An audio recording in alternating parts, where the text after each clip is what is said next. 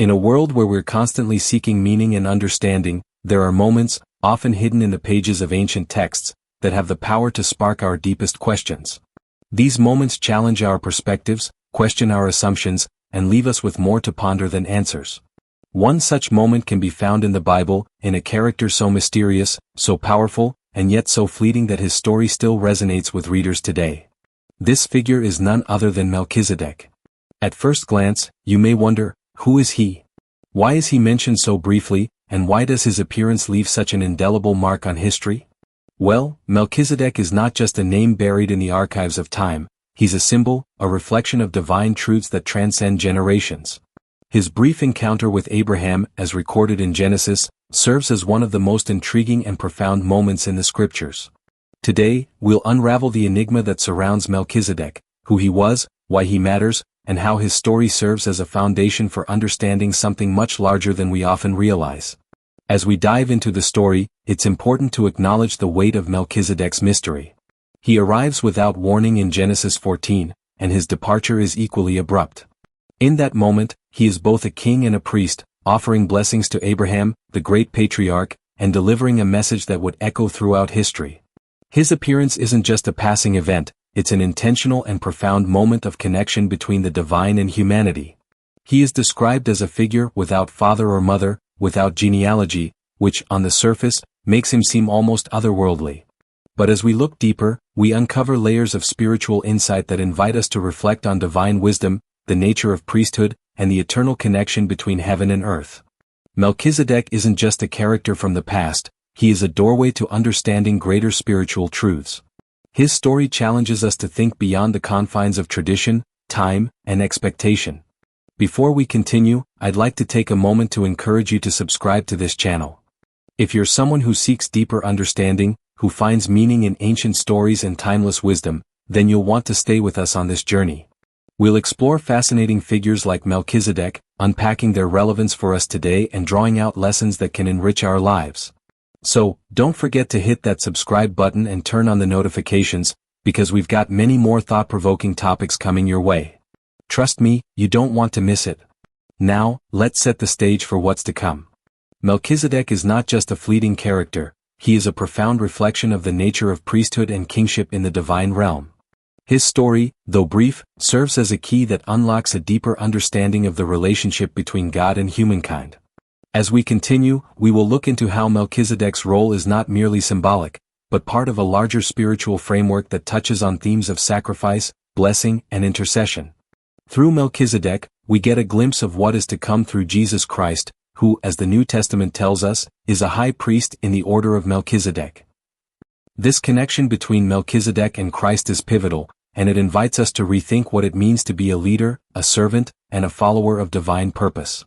As we explore the life and legacy of Melchizedek, we will see how his example challenges us in the present. How does his story apply to our daily lives, our relationships, and our faith journeys?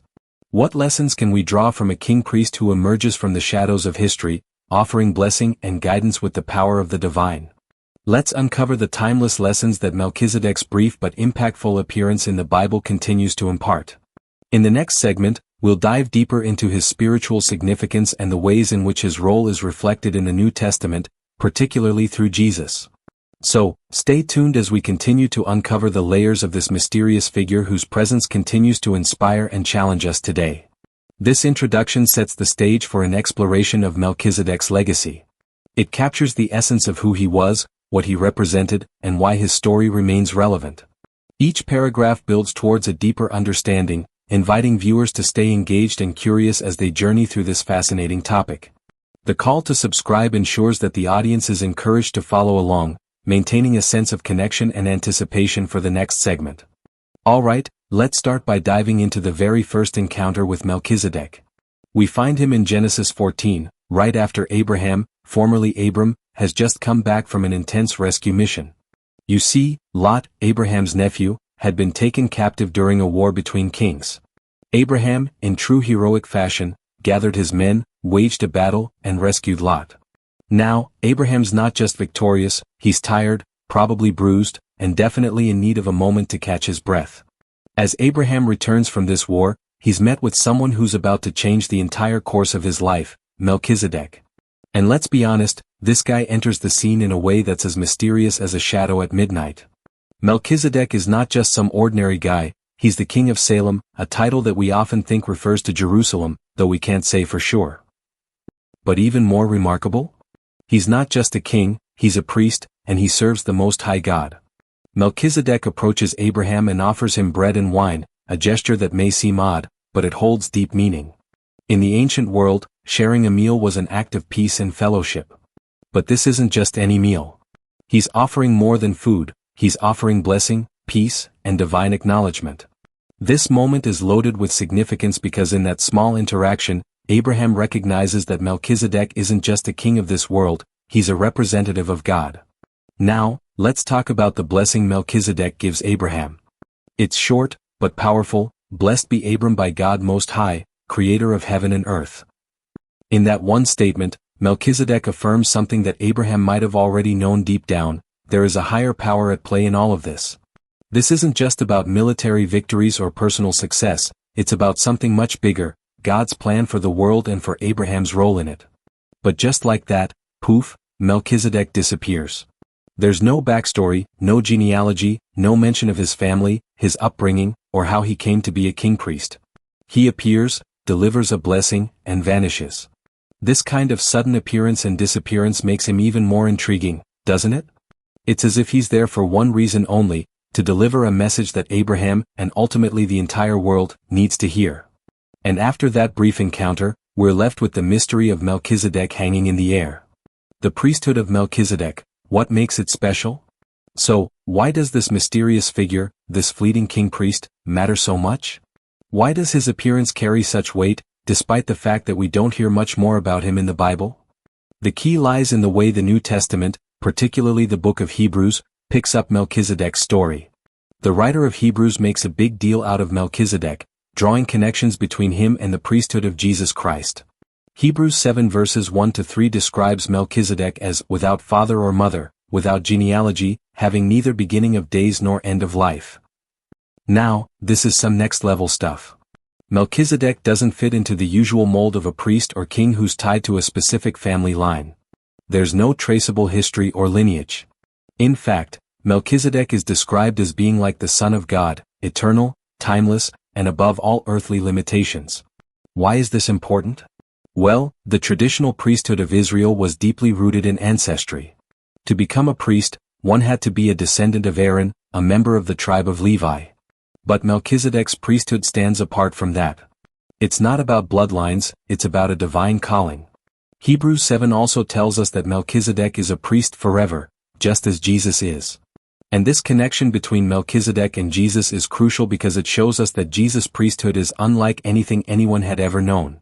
He is the eternal priest who, like Melchizedek, isn't bound by human limitations but operates in a divine, timeless realm. Melchizedek's legacy, what does he teach us? Alright, now let's bring this home to our own lives. What lessons can we take away from this mysterious king-priest figure? What does Melchizedek have to teach us, and why does his story matter today? First and foremost, Melchizedek teaches us about the importance of servant leadership. His role as both king and priest reminds us that true leadership is not about power or prestige, it's about serving others in a way that reflects God's love and authority. He didn't come to Abraham demanding anything, he came offering blessing, peace, and guidance. This is a model of leadership that flips the script on everything we see in the world today. True leaders, like Melchizedek, seek to bring peace and divine wisdom rather than domination.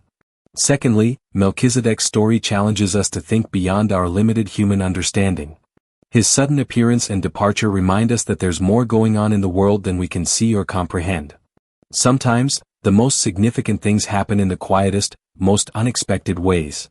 Melchizedek is a reminder that God's work doesn't always fit into neat, understandable packages, and that's okay. And lastly, Melchizedek teaches us about faith. When Abraham encounters him, he doesn't question him or demand answers. He accepts the blessing, acknowledges the higher power, and responds by giving a tithe. It's an act of faith that says, I trust that God is at work, even when I don't understand all the details. It's an invitation to us all to trust in God's greater plan, even when things don't make sense. As we wrap up this exploration of Melchizedek, we're left with more questions than answers. but that's the beauty of his story. It forces us to reflect on the mysteries of God's work, the nature of leadership, and the power of faith. Melchizedek is more than just an obscure figure in the Bible. He's a symbol of divine wisdom that transcends time, culture, and human understanding. His legacy challenges us to think deeper, live with greater faith, and lead with a servant's heart. If you've enjoyed this dive into Melchizedek's story and are hungry for more thought-provoking discussions, don't forget to subscribe and hit the notification bell. We'll be back next time with more deep dives into the Bible's most fascinating figures. Thanks for joining, and until next time, stay curious and keep seeking wisdom. This segment builds a deeper understanding of Melchizedek's role, his legacy, and the lessons he offers, while keeping things engaging and reflective for the audience. The visual prompts encourage the audience to stay immersed